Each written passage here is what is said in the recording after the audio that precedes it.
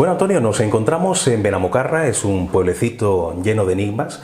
De hecho, yo que he recorrido toda la Axarquía, creo que tantos casos como he encontrado en este municipio, en ninguno. Es un pueblo donde yo no sé por qué, pero se conservan las tradiciones, las leyendas, que igual existen en otros, pero que se han ido perdiendo con el paso del tiempo y aquí parece que siguen estando un poco latentes, ¿no? Tú conoces muchas de esas historias, me gustaría hacer un recorrido ameno por algunos de esos casos que algunos no sabemos si ocurrieron de verdad, si forman parte de la fantasía, pero hay otros donde sí hay testigos directos o por lo menos hay descendientes de personas que lo vivieron en su momento.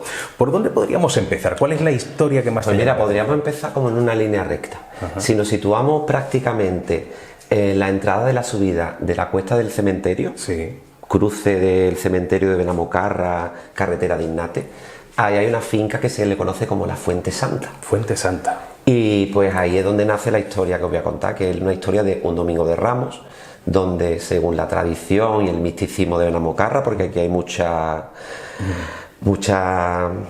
superstición, ¿no? Superstición. Entonces, supuestamente aquí el Domingo de Ramos no se lava porque se te caen las manos. Ya estaría ese dicho en aquel momento, que una señora se disponía a lavar y las vecinas, ¿pero dónde va? Que hoy es Domingo de Ramos, que no se puede lavar. Bueno, hizo caso omiso y según cuenta la leyenda, pues esa mujer, pues tal cual fue allí a lavar, pues desapareció. ¿Y desde entonces no se ha vuelto a saber nada de ella, ¿no?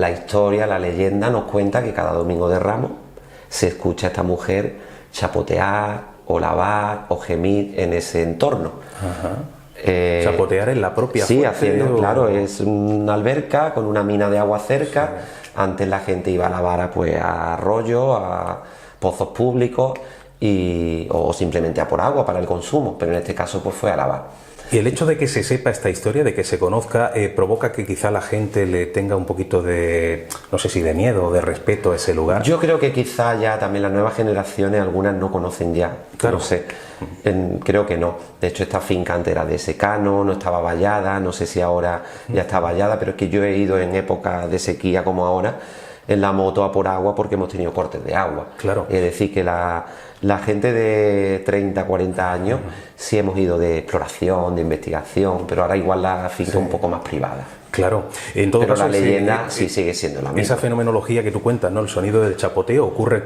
en teoría cualquier noche o solamente supuestamente el Domingo de Ramos. Supuestamente el Domingo de Ramos, que esa mujer pues se manifiesta porque fue cuando desapareció. Bueno, me lo voy a apuntar la fecha para visitar el sitio porque tiene su intriga, ¿no? Ver si escucho el chapoteo. Y Benamocarra está muy ligado al agua, estamos en sequía y está muy ligado al agua. Cerca de ahí relativamente cerca nace el arroyo de Campanagil y a lo largo de este arroyo pues hay diferentes alcuillas, pozos, fuentes y hay muchas cargadas de leyendas. Tenemos en el huerto arriba que en una alcuilla supuestamente pues cuenta la leyenda que una monja que tuvo un hijo pues lo ahogó en esta alcuilla. Y los que ya te digo tenemos una cierta edad nos hemos criado pues con la leyenda del niño de la Corta, que era un niño sin cabeza que se aparecía pues por el arroyo Campanají, Huerto Arriba, los altos de la avenida Blas Infante. La verdad que conseguían que no nos perdiéramos mucho de vista nuestros padres. Mucho.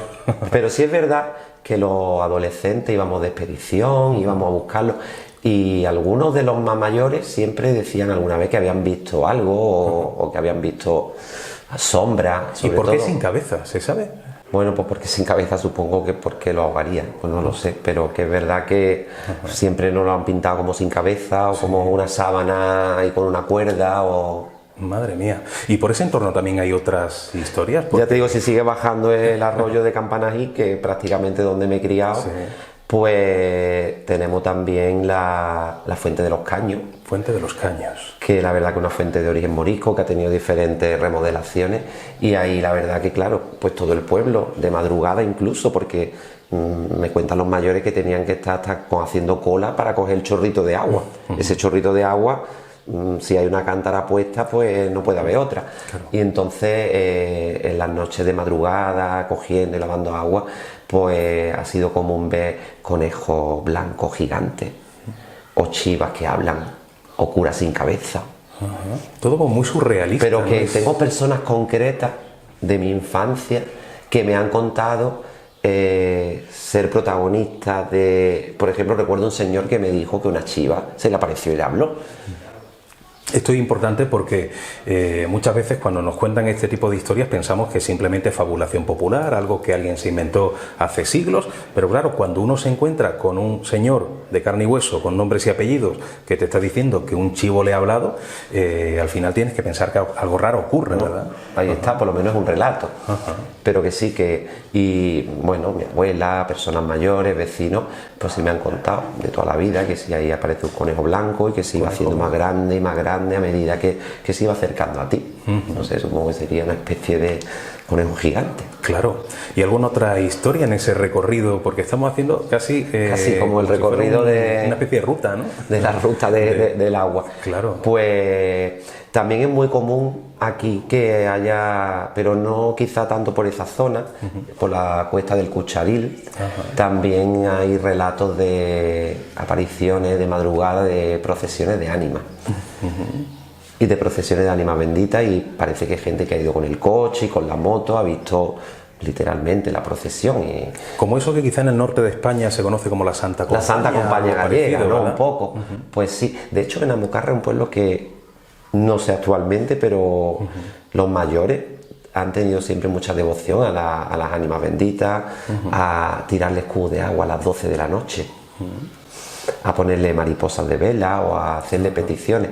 ¿Qué ocurre? Pues también tengo historias de gente cercana que por incumplimiento de alguna promesa con la ánima bendita, pues la han despertado o escuchan voces de una persona cercana en mitad de la noche sin que haya nadie. Pero bueno, eso ya forma parte de la propia idiosincrasia de la ánima bendita, ¿no? De Benamocarra, ¿no? Claro. Y dentro de todo este, casi se podría decir, bestiario, ¿no? De seres extraños que se aparecen en el entorno y de los cuales hay testigos, ¿no? Como antes decíamos, ese conejo gigante que se aparece y que lo ve un señor que directamente te contó la historia. ¿Tú como habitante de Benamocarra has vivido alguna de estas aventuras? O sea, ¿has llegado a ver algo raro, ese niño sin cabeza, esos animales extraños, o solamente te ha llegado aquello que han vivido? A ver, yo soy una persona curiosa y